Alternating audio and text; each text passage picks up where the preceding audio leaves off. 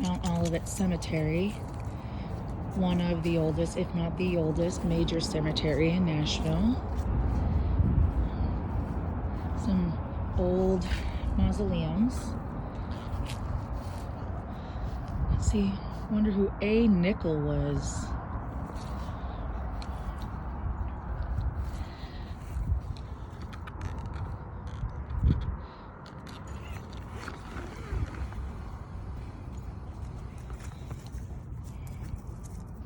A lot of old headstones. Here's another, looks like slightly newer mausoleum. E.S. Gardner, 1861.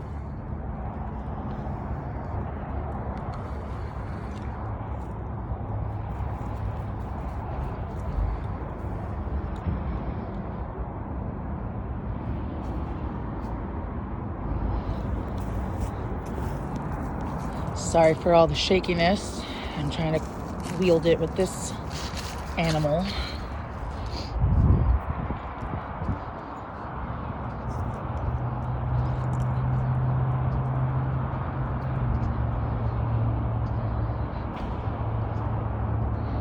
Nelson. These must have been pretty important people. Sorry, just jerked my phone away. Must have been pretty important.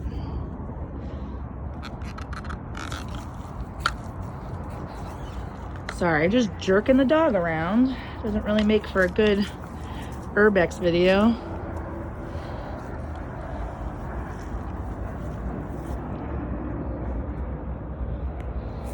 What do we got over here? William Calhoun.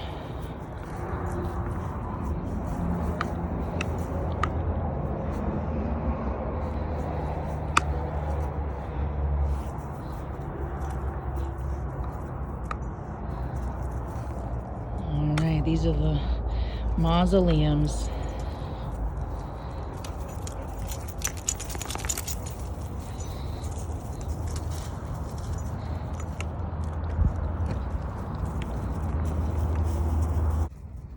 We're still at the Mount Olivet Cemetery. I found Tom Ryman's and his family's plot. It's really pretty.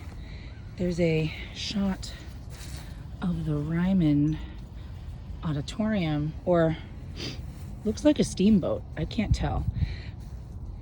I think it is a steamboat on the side of the main gravesite. And then we got, really sad, a few babies.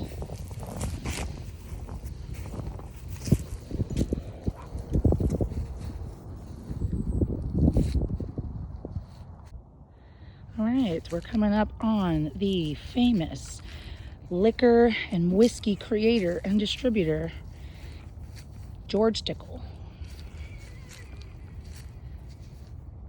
Got pretty good Tennessee whiskey.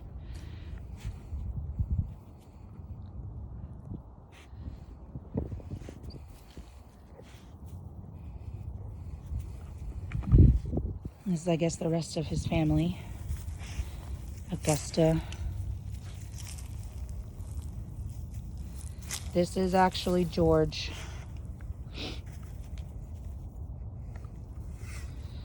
Sorry, my shadow and the dog is in the way, but maybe next time I come here, I'll bring him a little nip of his own whiskey. So it's not only Dickel, but I guess it's Banzer, whoever they are. I guess they might be in-laws or someone of the family, but we got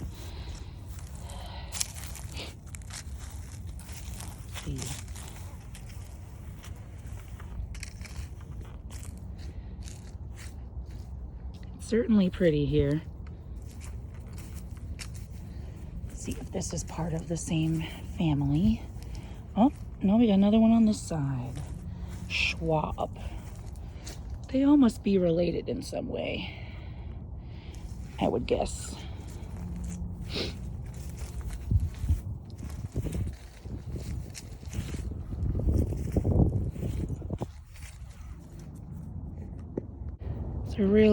really big cemetery.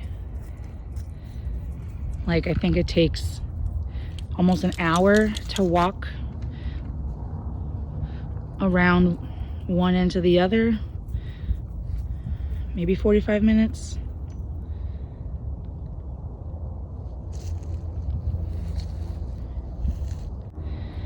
This here is the Donaldson family plot. Right next to this nice tree. I'm sure it looks really nice in the springtime.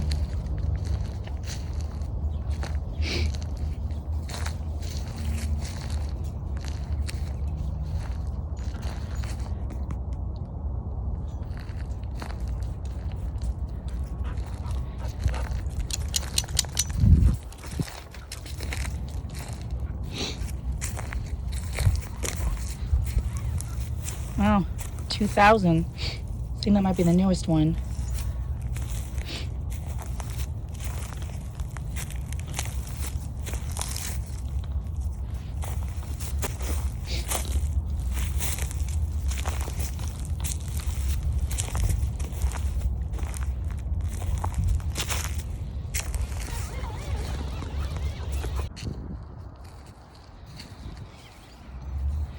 What kind of names we got on here?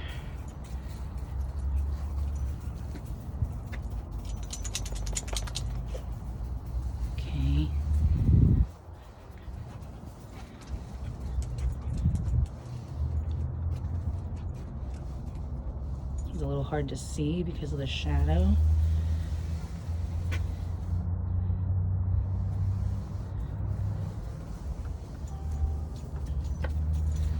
Okay, Jacob McGavock.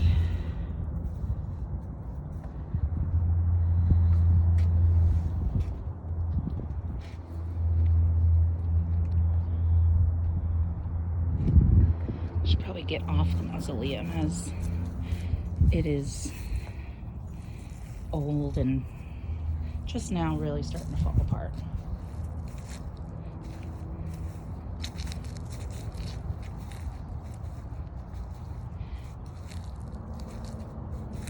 We got, so these are the actual plots. Hugh McGavock. We got Louisa McGavock. And this here is Jacob McGavock. And Confederate Colonel Randall McGavock Sr. and then Lieutenant Colonel Confederacy Randall McGavock Jr. This whole plot, everything here, all of these same shaped markers are the McGavock family. They were huge in Nashville and still are. Some of Nashville's most prominent people were in the McGavock family. They were clearly on the Confederate side, and most of the old timers are buried here. Let's see what we got over here on this old, creepy looking mausoleum. Doesn't say, let's see, John Catron. Don't know who that is, but it must have been important if they have a tour stop for them. Guess I'll have to look that up. Sorry, I don't know more.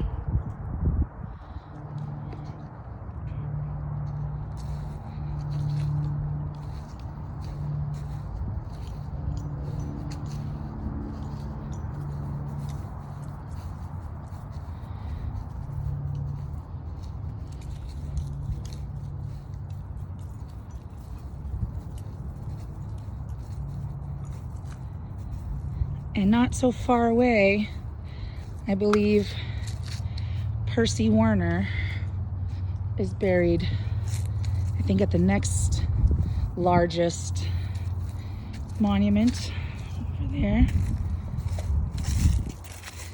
And a lot of them aren't very too far from each other. Let's see, this McGavock plot is huge. And I believe there's more room for new markers for the current family. So I guess the Bransford and McGavock families were intertwined together. I guess I'll do a little bit more research on that too.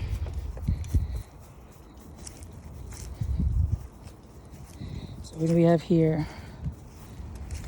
William Bransford and Monda McGavock.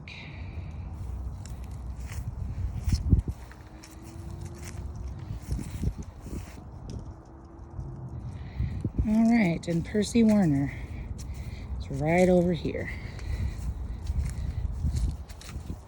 Not entirely sure why Percy Warner is significant. I didn't do my research before I came out here, just kind of winging it. But he is pretty prominent in Nashville. There's a park named after him. It's pretty cool. So here we go, Percy Warner.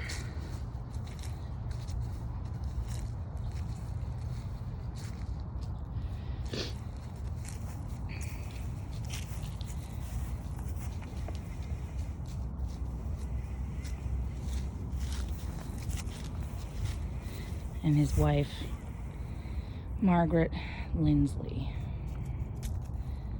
which coincidentally has a street named after her in Nashville as well. Okay, we're not far from the McGavocks, but we're coming up on Judge John Overton's memorial. He and, at the time, it was General Jackson, but obviously became president. And General Winchester founded the city of Memphis. Also,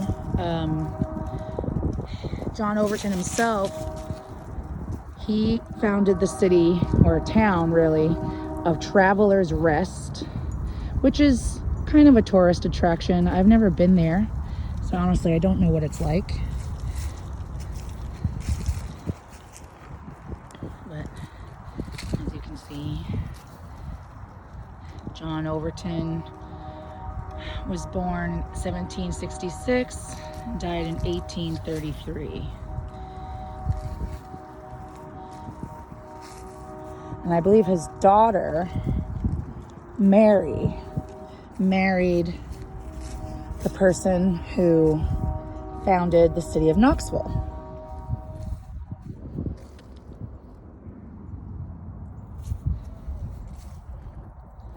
So there's actually a high school, I think, named after him. I don't know what that symbol is. It looks like it's a blanket or a covering. It's obviously, it's in still cement, but it must mean something. I couldn't find anything what it meant briefly online, so I'll look it up again later. I also really dig this interesting grave. I don't know who it is, just caught my eye, but in front of it is a praying woman statue.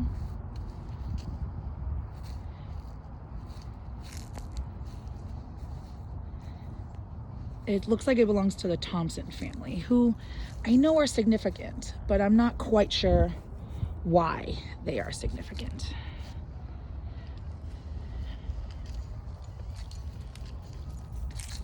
I just love this whole concept. I think it's beautiful.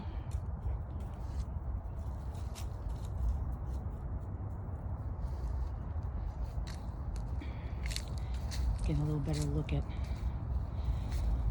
oh, she's got a chain with a, looks like a sledgehammer of some sort, or mallet, whatever that would be.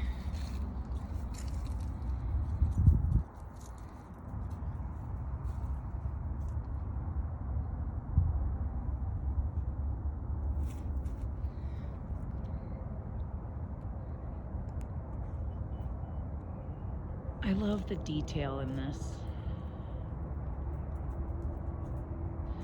It's like she's staring down at me. This side's a little covered up by some brush.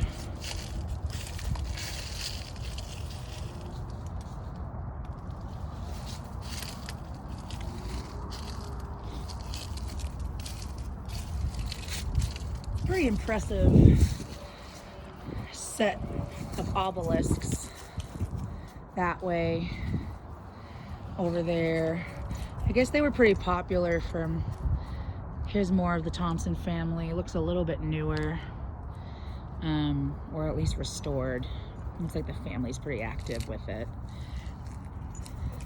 This one looks like one marker. It's way older than the others. Let's see who's on it or what it's for.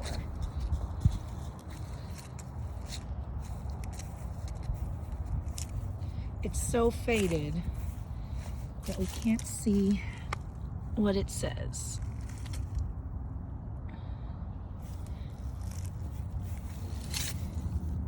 And no, that's not snow. I just checked. All right, so here we have John Carter, who died in the 1848 fire in San Francisco. So it's a nice, cool little bit of trivia.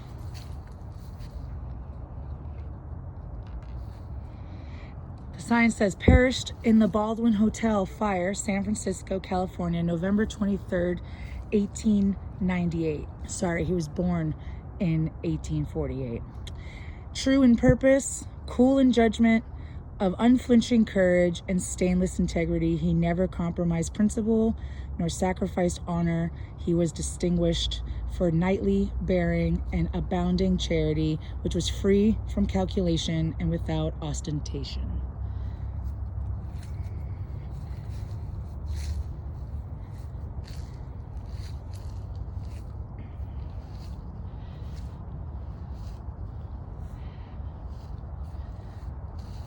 See if there's anything around him.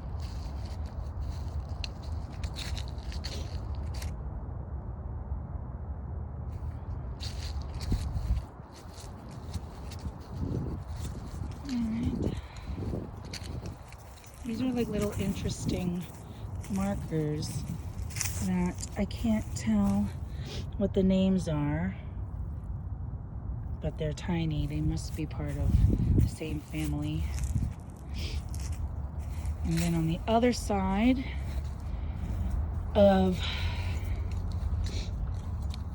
the Carter monument is the Lindsley family, which I briefly discussed earlier.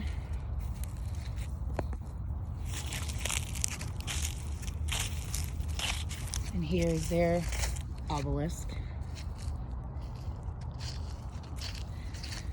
Clearly there's a theme of predominant families in Nashville and Tennessee in general that want their families to know exactly where their loved ones are buried with these giant monuments.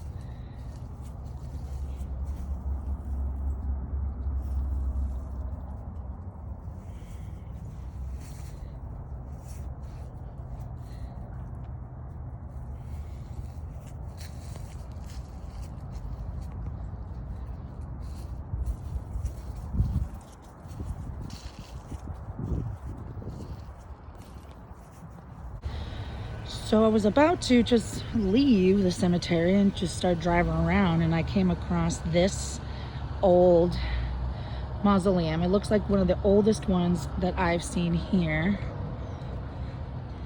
I guess it's not super old, it's 1868, but the door is boarded up. It's Foster.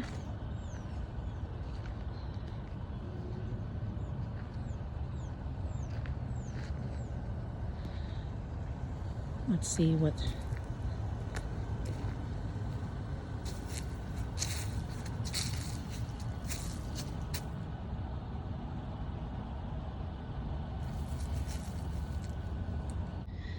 So we are walking up to the main part of the cemetery, the biggest monument.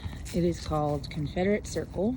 I believe it was bought by a bunch of women in either the early 1900s or the late 1800s to bury servicemen from the Confederate Army who fell during battle, and they were removed from their site where they died to this site to be buried. Here's one of them, Thomas Benton Smith.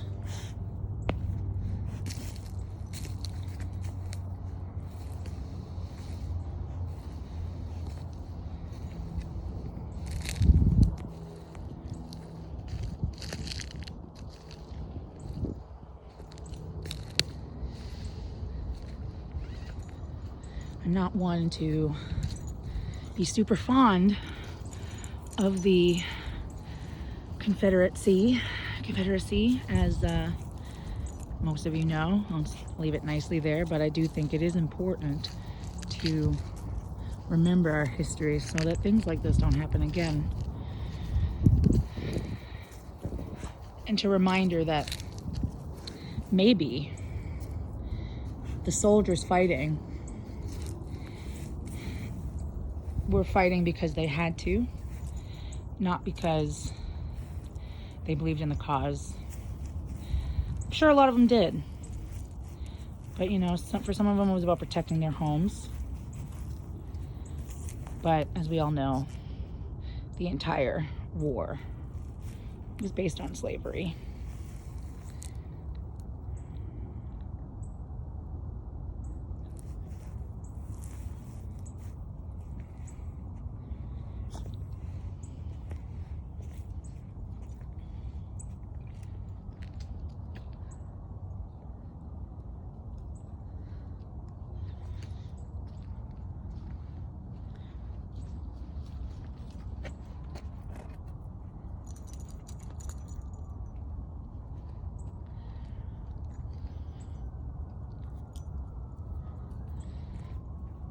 I mean,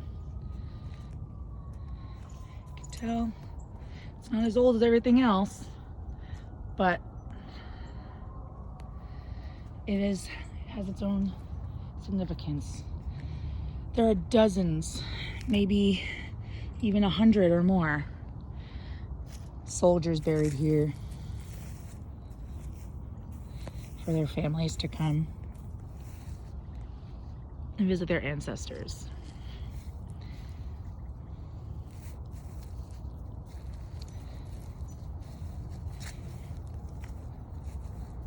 This is probably the last stop of the day, as I've been walking around a cemetery for a few hours. People are going to start thinking I'm creepy, which we all know I am.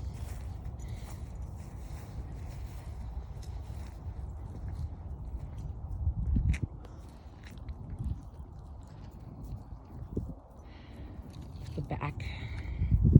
There's one more interesting plot that I do want to see if I can get my dog to cooperate with me.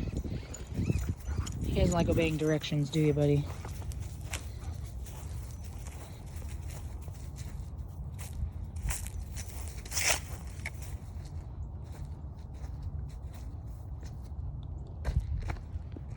All right, this plot has what looks like two Sphinx-like monuments in front of it.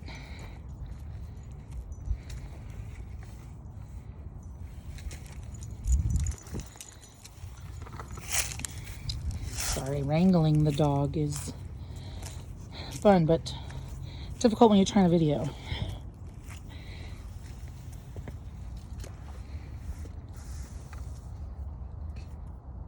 I don't really know who's buried here. I really like the appreciation that their loved ones created for them. It's a really nice monument. While we're here, we might as well see what it says.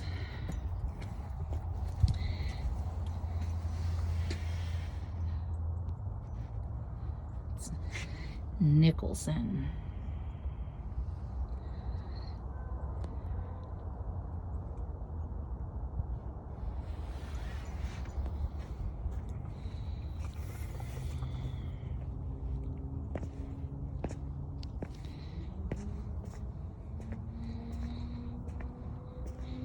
I wonder what the significance of the sphinxes are.